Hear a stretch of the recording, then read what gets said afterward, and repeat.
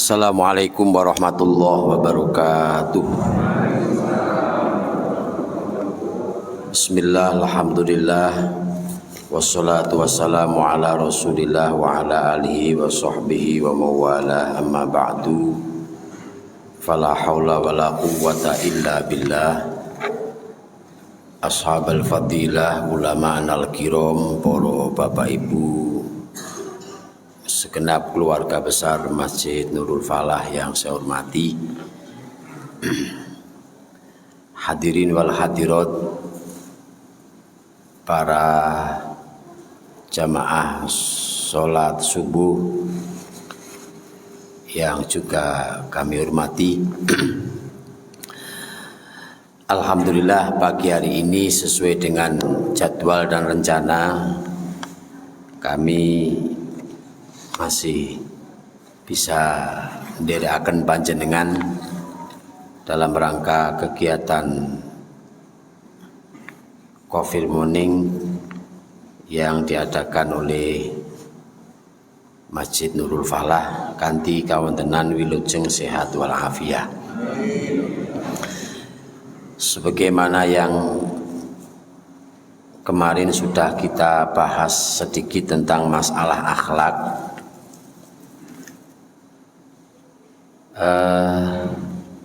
di antara bagaimana untuk berupaya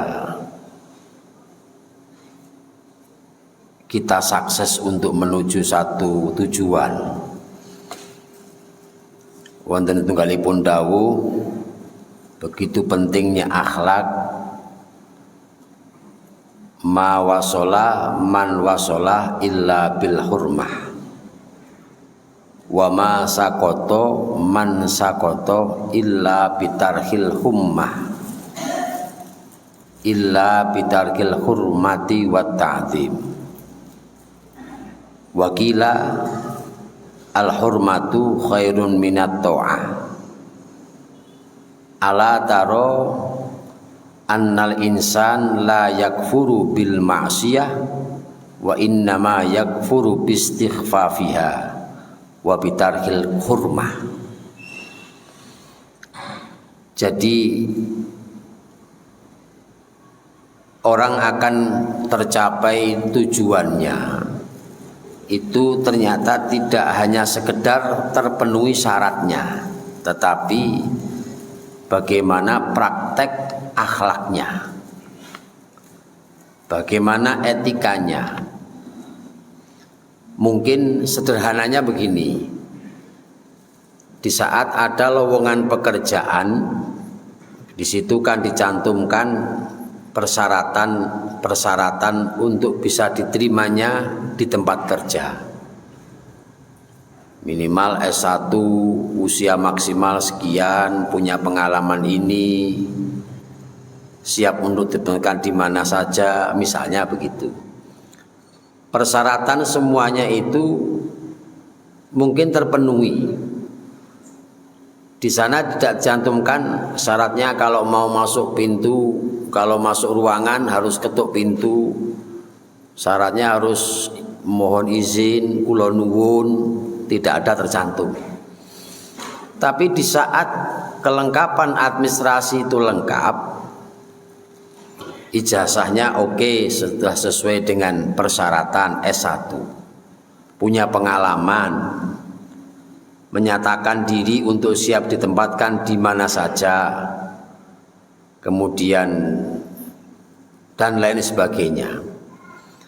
Nah, walaupun toh mungkin persyaratannya lengkap, tapi di saat mengantarkan surat lamaran, mau masuk ruangan, mau menemui pimpinan, tidak ketuk pintu, mboten permisi, mboten kula nuwun, atau tidak mohon izin, niki belunus. Napa belunus niku? Ya nyelonong aja. Ini kira-kira belum sampai persyaratan itu dilihat, diteliti, insya Allah ya saya yakin gak diterima. orang ini tidak punya sopan santun, tidak punya adab.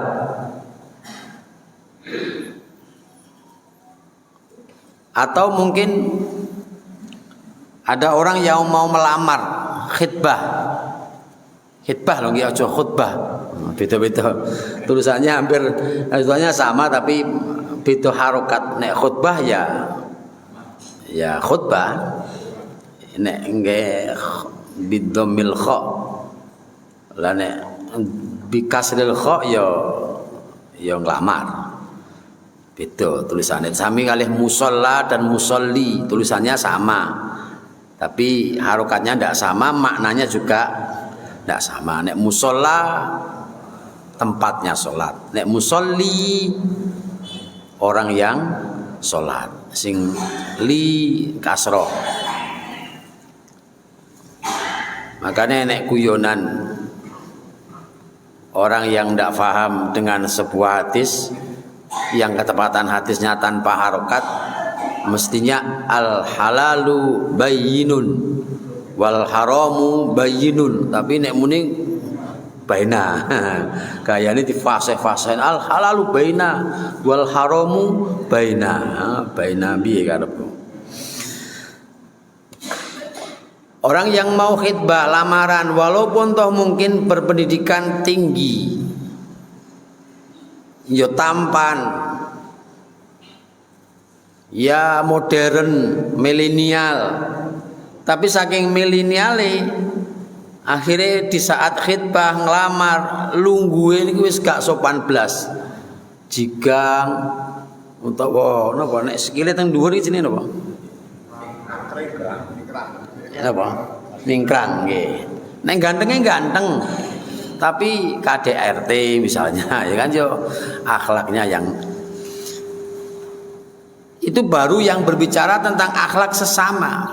Belum kita sampai membahas tentang bagaimana akhlak kita terhadap kedua orang tua, akhlak kita kepada guru, akhlak kita kepada Kanjeng Nabi, akhlak kita kepada Allah Subhanahu wa ta'ala. Jadi kembali lagi sebagaimana yang kemarin sempat kami haturkan datang panjenengan, dalam segala aspek kehidupan ini semua ada tuntunan di dalam akhlak. Misalnya dalam berbahasa saja, orang yang sering keliru di dalam meletakkan kata-kata atau ucapan yang itu tidak pas, walaupun toh hukumnya tidak dosa. Misalnya tiang Jawi nggih, ini khusus mungkin mohon maaf orang Jawa biasanya kan monggo katuran dahar. Saantawis sampun cekap kula badhe wangsul. Mboten kula badhe kundur niki kathah sing. Pun cekap nggih kula tak kundur riyen ya kundur-kundura kono. Ya walaupun itu ndak dosa. Enggak sampai dosa, mboten sampai ada pelanggaran, tapi itu kan juga bagian dari akhlak. Ada etikanya, ada penempatannya. Kalau kundur itu berarti untuk orang lain, monggo. Wo ngersakaken kundur nggih. Nek kula wangsul. Atau mungkin kita telepon, sampean di mana? Kula teng dalem, yo kliru. Kula dateng ngriya.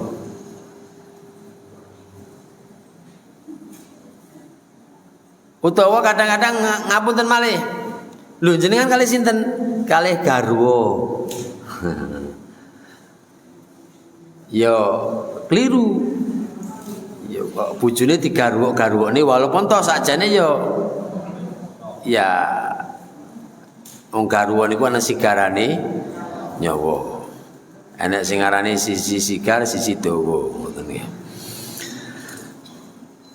Banyak hal-hal yang semacam itu. Apalagi anak-anak milenial sekarang yang SD SMP itu dalam hal urusan tata krama bahasa krama inggil niki wis wis napa nggih kurang difahami dan dimengerti. Di dalam ajaran agama pun juga ada enek sing jenenge sedekah, enek sing jenenge hadiah. Kalau sedekah yang saya pahami dari orang yang lebih atas ke bawah, niki jenenge sedekah. Nek cara wong tua dari orang tua ke anak dene diparingi. Loh, sampean entuk jajan kondi nek maringi ibu, nek maringi bapak, sehingga bapak niku maringi dateng kita. Orang tua memberi maringi niku disedekoi utawa orang yang kaya ke orang yang miskin sedekah. Tapi kalau dari kita ke orang tua mboten maringi tapi ngaturi. Di agama kita dari ke bawah murid santri ke kiai, murid ke guru itu mboten maringi tapi ngaturi.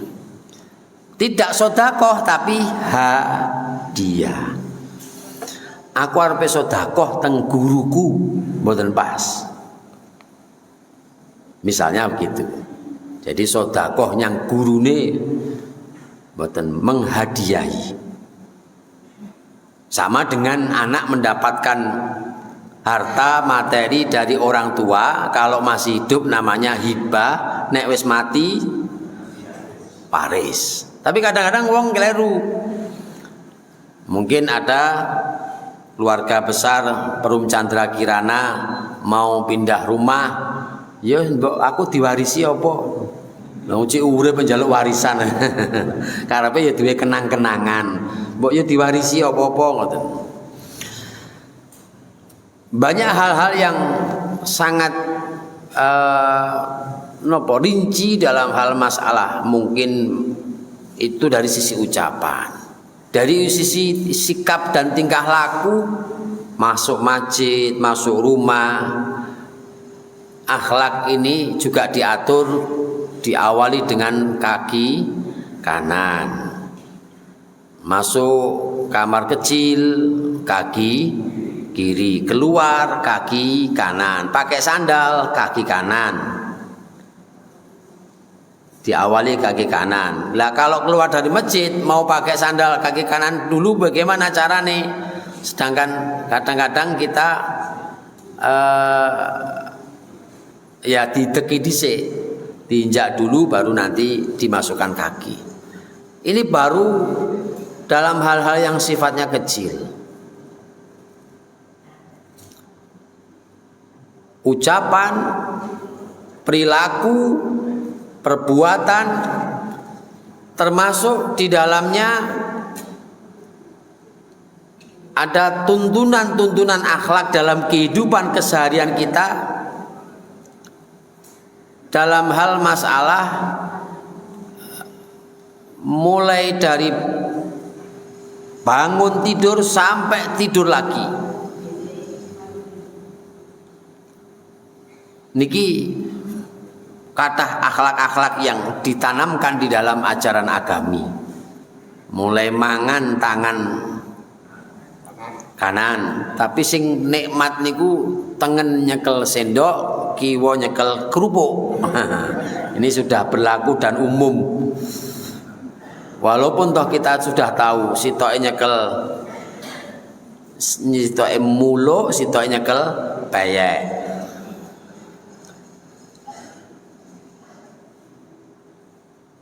Oleh karenanya apalagi berkaitan dengan masalah ilmu. Sayyidina Ali bin Abi Thalib karramallahu wajah olehnya menghormati karena akhlak kepada gurunya yang sering kita dengar, ana abdu man 'allamani harfan wahidan insya'a ba'a wa insya'a a'taqa wa insya'a istaraqa. Niki dawuhipun Sayyidina Ali bin Abi Thalib karramallahu wajah. Saking olehnya pengen mentakzimi, menghormati, mempraktekkan hormat datang gurunya sampai menyerahkan dirinya orang yang mengajarkan saya walaupun toh hanya satu huruf. Kalaupun toh beliau menghendaki untuk saya dijual, saya dimerdekakan, saya jadikan budak, monggo, manut. Ini bagian daripada akhlak. Makanya dalam sebuah ungkapan enten dawuh ngeten, wasallim li ahlillah fi kulli muskilin ladaika ladaihim wadihun bil adillah. Berprasangkalah yang baik, jangan berprasangka buruk kepada orang yang dekat kepada Allah dengan perilaku yang panjenengan anggap muskil, jenengan perilaku yang kaman anggap itu muskil itu apa ya? Maafi muskilah, napa muskil apa? Bermasalah. Oh, kok ngono ya? Kok gitu ya? Jangan bersuudzon dulu.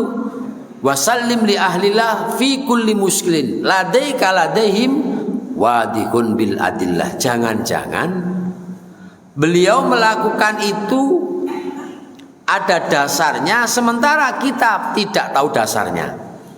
Ya karena memang gum nutut. Misalnya ceritane antarane Nabi Musa kali Nabi Khidir. Ya karena memang tidak tahu. Itu contoh sederhana walaupun toh tidak tepat. Artinya wasallim li ahlillah itu kadang-kadang ada ilmu yang kita tidak tahu referensinya, dasarnya, dalilnya, sementara ada seseorang yang dekat kepada Allah, anggap aja orang alim, melakukan itu. Sementara kita tidak tahu. Yojo suudon dhisik, jangan berprasangka yang tidak baik. Jangan-jangan sebenarnya itu ada dalilnya, kita yang belum tahu. Itu bagian daripada akhlak. Bagaimana kita husnudzon, termasuk husnudzon kepada Allah Subhanahu wa taala, anna inda dzanni 'abdi bi.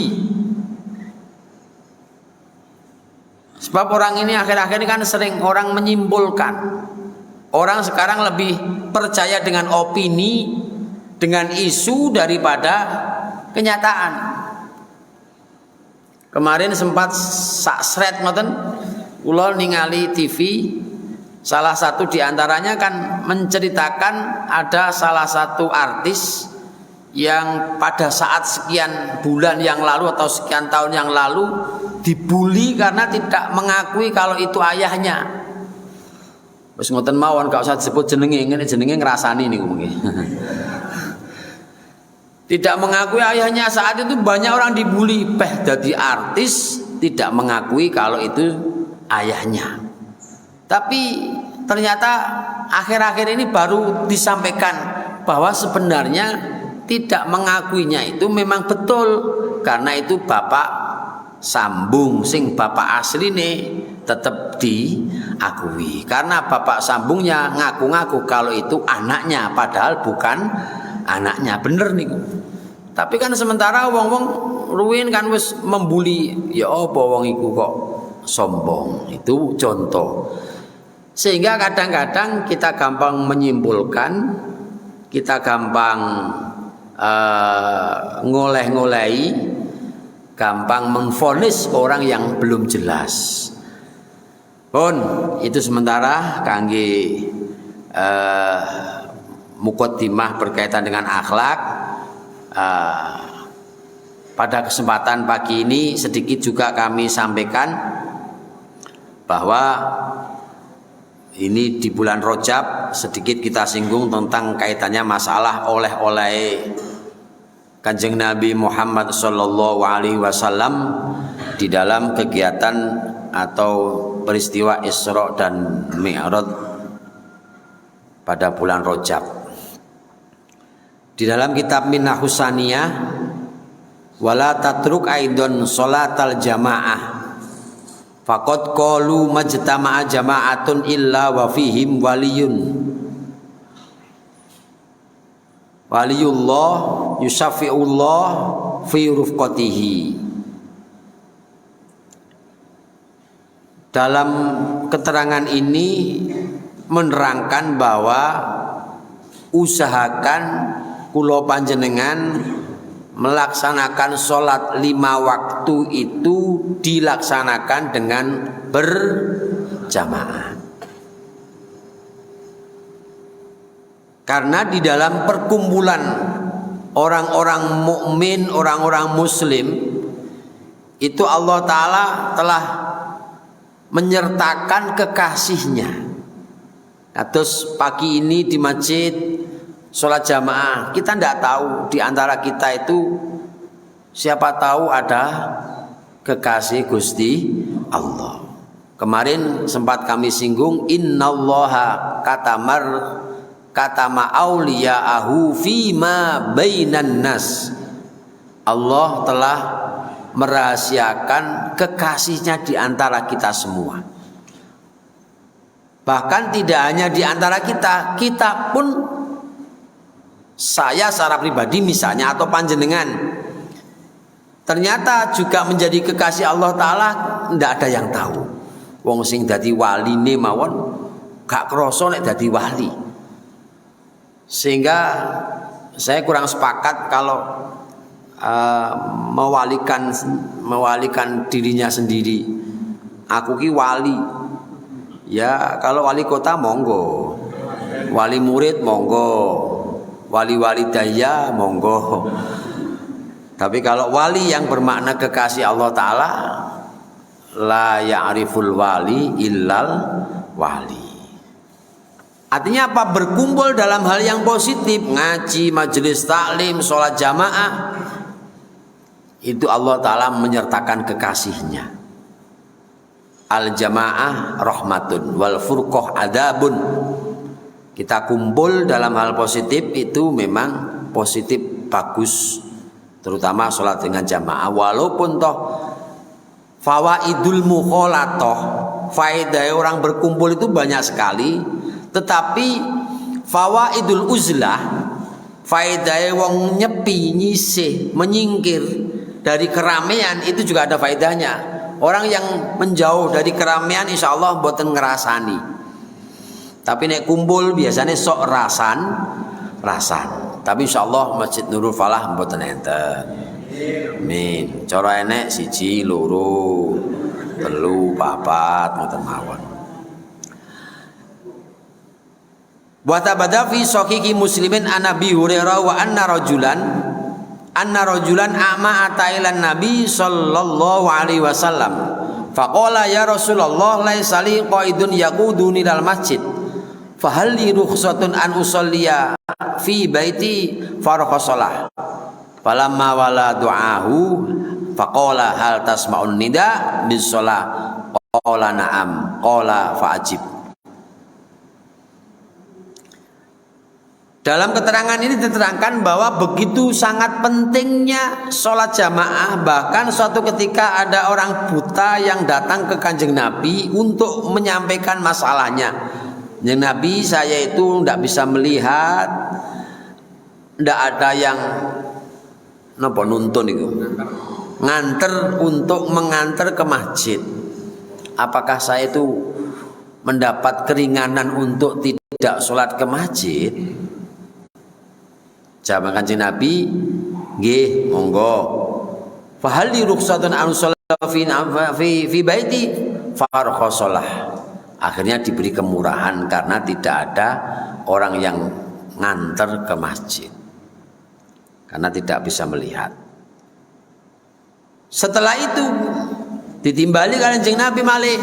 Setelah dijawab, ya wis gak apa-apa, dapat keringanan. Hal tasma'un nida bis shalah? Kang, balik omane, kembali lagi ditanya oleh Nabi, apakah panjenengan yo krungu adzane masjid, adzan salat? Jawabane nggih na'am. Lah nek sampean krungu yo fa'ajib teko nyang masjid. Makanya ada gerakan-gerakan yang selalu mengajak orang-orang berangkat ke masjid untuk jamaah niki didasari dengan ayat walahum a'yunul la yubsiruna biha walahum adhanul la yasma'una biha. Kang, samanya apa kok ajak-ajak wong ke masjid? Ya wis budal dhewe lah. Katanya didasari ayat Quran walahum a'yunul la yubsiruna biha. Saya ngajak orang ke masjid itu sebenarnya dia itu punya mata, tapi ya bisa melihat, tapi napa ya? Tapi ora ketok, ya roh sakjane iki masjid, tapi ora teko yang masjid. Dianggap orang itu buta, makanya dituntun. Walahum adhanul la yasma'una biha. Dan sebenarnya dia itu punya telinga, ya krungu dengan adzan, tapi budek ini budek ya. Budek itu ya sakjane gak budek tapi budeki, sehingga dituntun diajak ke masjid. Nggih enek positif ini. Nah, saya melihat bahwa memberikan pengertian begitu pentingnya di dalam pelaksanaan ibadah sholat, terutama sholat dengan berjamaah. Ada salah satu Gus yang ada di Kediri, tidak kami sebut pondok dan namanya, niku nek ketinggalan jamaah nangis. Tas enten iki ya. Nek ketinggalan jamaah nangis. Kaya awake dhewe nggih. Ketinggalan sholat jamaah nangis. Adi beneran. Imame nek maca surat dawa kesuwen Agres.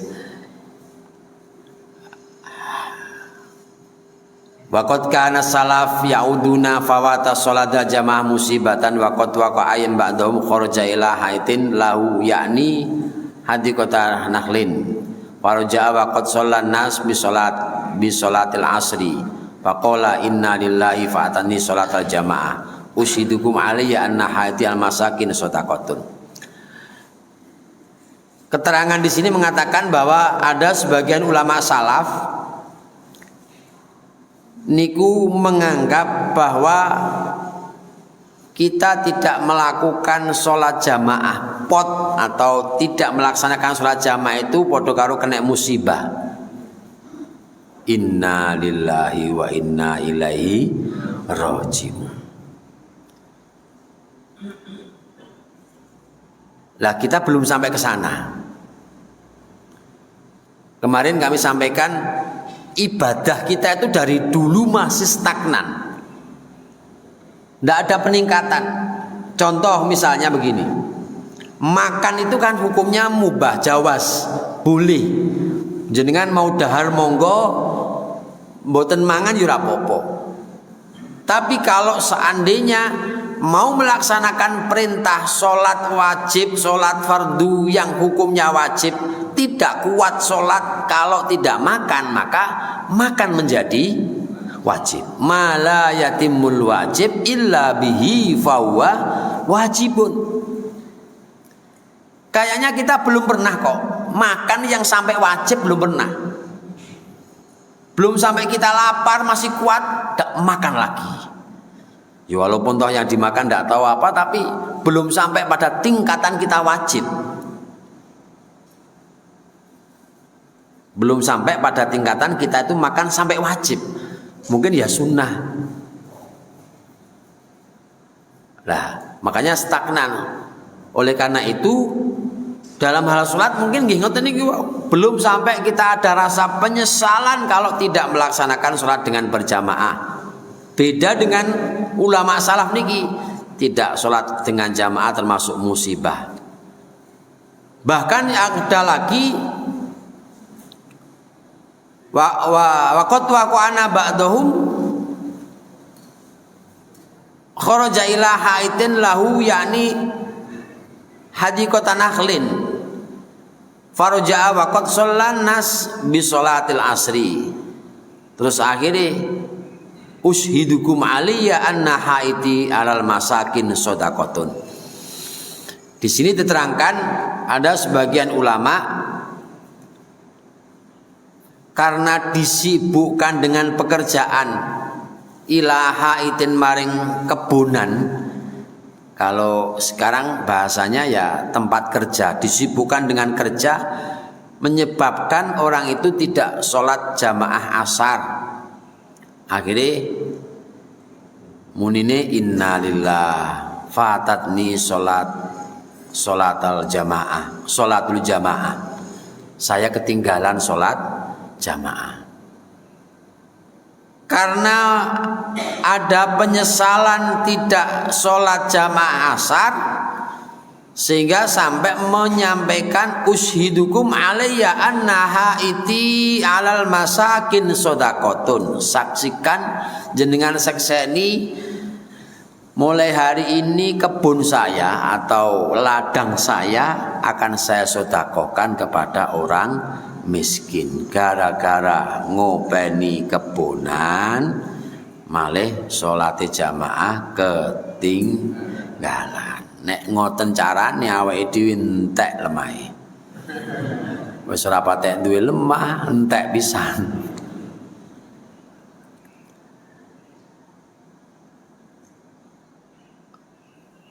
Para hadirin, para bapak, para ibu, jadi ini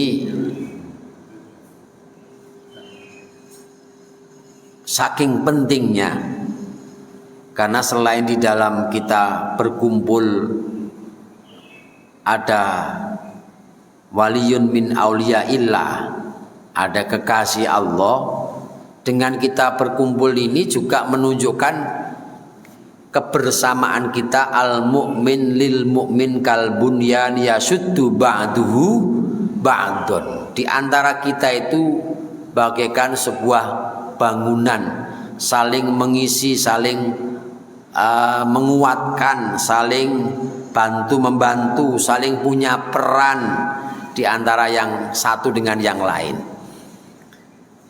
Ibarat bangunan ini semuanya punya peran, tidak ada yang lebih. Kalaupun toh mungkin yang merasa berjasa dalam urusan bangunan ini mungkin ya sepintas memang genteng, karena genteng menjadi penopang untuk kita. Dialah yang nopang, rela kepanasan, rela kudanan. Saya mulai maghrib keluar rumah sampai ke Madiun tadi ya mulai budal sampai mulai ya panggah kudanan. Berangkat hujan, pulang juga hujan, nyampe rumah pas adzan subuh tadi. Genteng ini berjasa, kita enggak kehujanan, kita enggak kepanasan. Kalau seandainya genteng itu sombong, pantas saya garda depan. Tapi genteng jangan sombong dengan sendirinya, harus ingat atas jasanya reng kali usuk. Reng dengan usuk itu juga berperan akan penupangan genteng itu sendiri. Tanpa adanya reng dan usuk tidak ada artinya. Maka di sini usuk dan reng ya boleh sombong.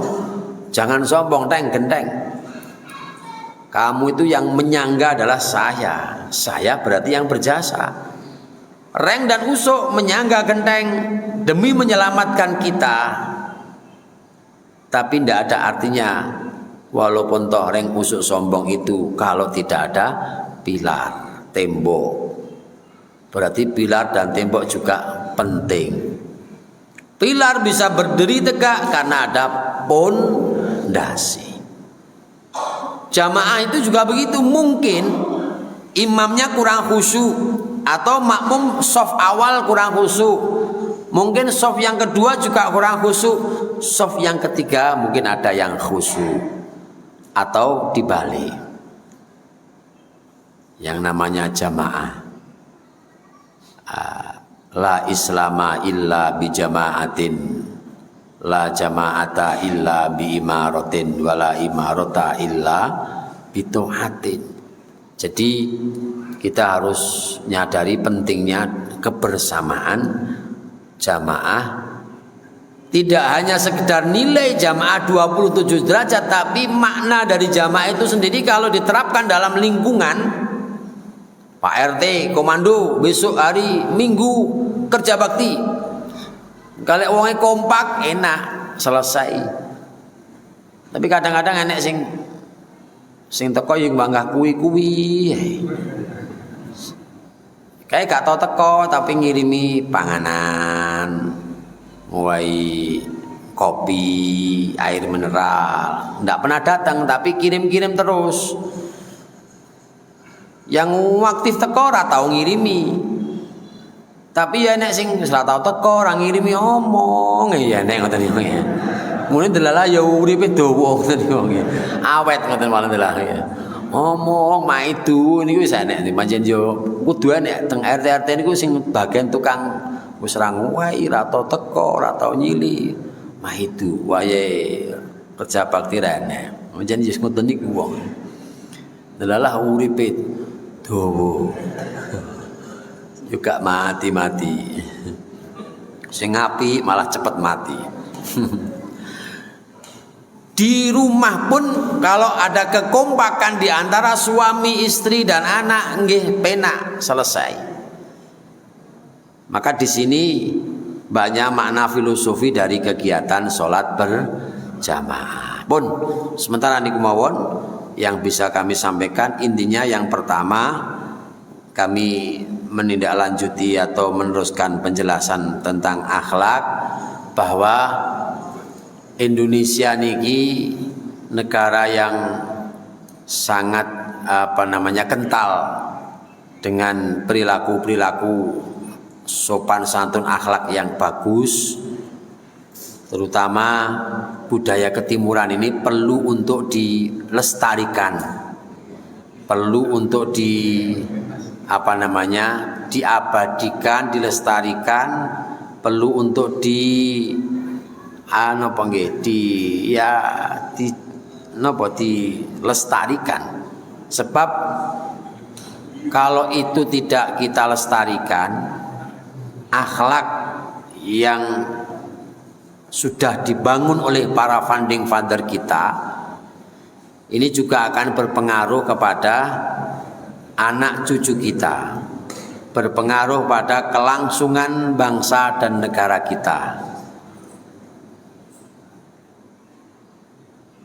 Kemarin kami sampaikan Dawi Syauqi Bek, innamal umamu ma baqiyat akhlaquhum wa in humu zakat akhlaquhum dhahabu. Kejayaan sebuah bangsa tergantung akhlak dan moral anak bangsa saat ini. Yang kedua, sedikit penjelasan tentang hasil Isra dan Mi'raj Kanjeng Nabi, perintah sholat 5 waktu. Kita mencoba untuk meningkatkan bagaimana tidak hanya sekedar menjalankan sholat asal sah, tidak, tapi sholat yang disertai dengan sholat berjamaah. Ulo walaupun toh mungkin tidak selalu ke masjid, tetap berjamaah teng ngriya kalih bojo. Niku nek teng masjid nek pas bojone men. Nek bojone dadi menteri pemuda dan olahraga niku nggih Menpora. Menpora. Ah niki lagi nyang masjid niki, Bang. Ya Allah, Menpora nggih ta? Menpora. Sampun niku mawon ingkang saged kula aturaken, mudah-mudahan enten ginolan manfaatipun. Amin ya rabbal alamin. Cekap nggih. Baik, kalau sekalian yang berhormati, masih ada cukup waktu untuk diskusi pada pelajaran ini. Mungkin ada hal-hal yang perlu kita diskusikan pada pelajaran ini. Silakan dari Bapak Ibu yang ditanyakan. Saya silakan. Pas nggih. Pas. Siap, monggo. Siap.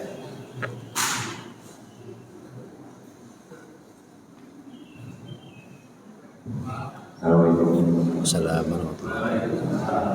Saya mau tanya, ini masalah ajar dan keutamaan ibadah. Misalnya kita dalam satu ketika di shot pertama itu sisa satu, kita mau masuk kebetulan pas di belakang kita ada guru kita, apakah lebih baik diberikan shot itu kesempatannya ke guru kita atau kita kami sebagai jalan-jalan yang pertama? Siap, makasih. Ya, terima kasih. Dalam kaidah usul fikih diterangkan al-itharu bil qurab makruhun, mendahulukan kepada orang lain dalam hal ibadah hukumnya makruh. Artinya panjenengan mempersilakan orang lain walaupun toh itu guru, mempersilakan itu hukumnya makruh. Lah sebaiknya apa? Ya diambil sendiri. Nah, diambil sendiri. Al-itharu bil qurab makruhun, itu kados mekaten. Ya kita ambil sendiri. Karena memang di soft awal itu bagus.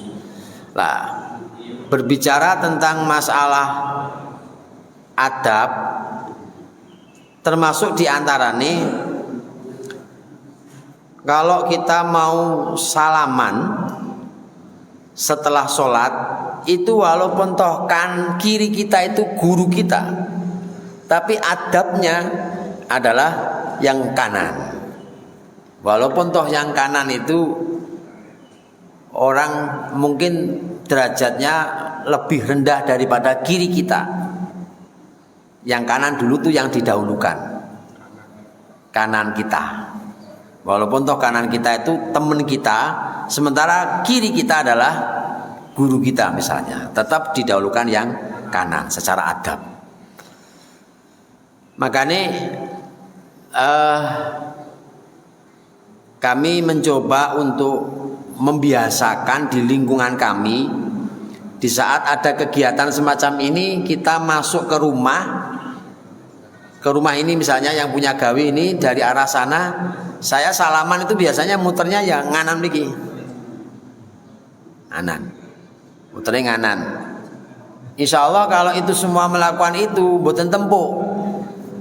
Tapi nek sitoke nengen sitok ngiwo iso tempuk niki mengke. Ngoten sementara jawaban kula sesuai dengan kaidah usul fikih al-itharu bil qurab makruhun. Mendahulukan dalam hal ibadah kepada orang lain hukumnya makruh. Artinya apa? Kalau itu panjenengan persilakan orang lain maka hanya makruh boten mawon. Artinya tidak sampai tidak baik. Ya sebaiknya kita ambil. Nggih. Sampun nggih? Cekap. Ada lagi Pas. Alhamdulillah. Jadi itu mungkin Pon. Pas. Nah, wes nggih pon pas. kalau misalnya dengan kajian kita waktu itu berusaha kita berusaha untuk jual dan jual akar atau itu kalau kelas ini. Al-Fatihah. A'udzubillahi minasyaitonirrajim. Bismillahirrahmanirrahim. Alhamdulillahirabbil alamin arrahmanirrahim maliki yaumiddin. Iyyaka na'budu wa iyyaka nasta'in. Ihdinas siratal mustaqim. Shiratal ladzina an'amta 'alaihim ghairil maghdubi 'alaihim waladdallin. Bismillahirrahmanirrahim. Alhamdulillahirabbil alamin Allahumma sholli wa sallim wa barik ala sayyidina Muhammad wa ala ali sayyidina Muhammad.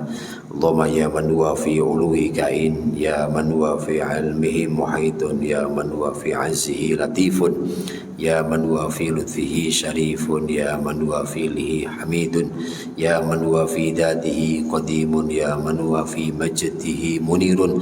Allahumma akrimna minka binuril fahmi wa akhrijna min dhulumatil wahmi warzuqna fahman nabiyyin wa hifdzal mursalin wa ilhamal malaikatil muqarrabin bi rahmatika ya arhamar rahimin. Allahumma anfa'na bima 'allamtana wa 'allimna ma yanfa'una wa zidna ilma. Allahumma khtim lana bi khatimatis sa'adah. Rabbana atina fid dunya hasanah wa fil akhirati hasanah wa qina adzabannar. Subhana rabbika rabbil izzati amma yasifun wa salamun alal mursalin walhamdulillahi rabbil alamin. Assalamualaikum warahmatullahi wabarakatuh.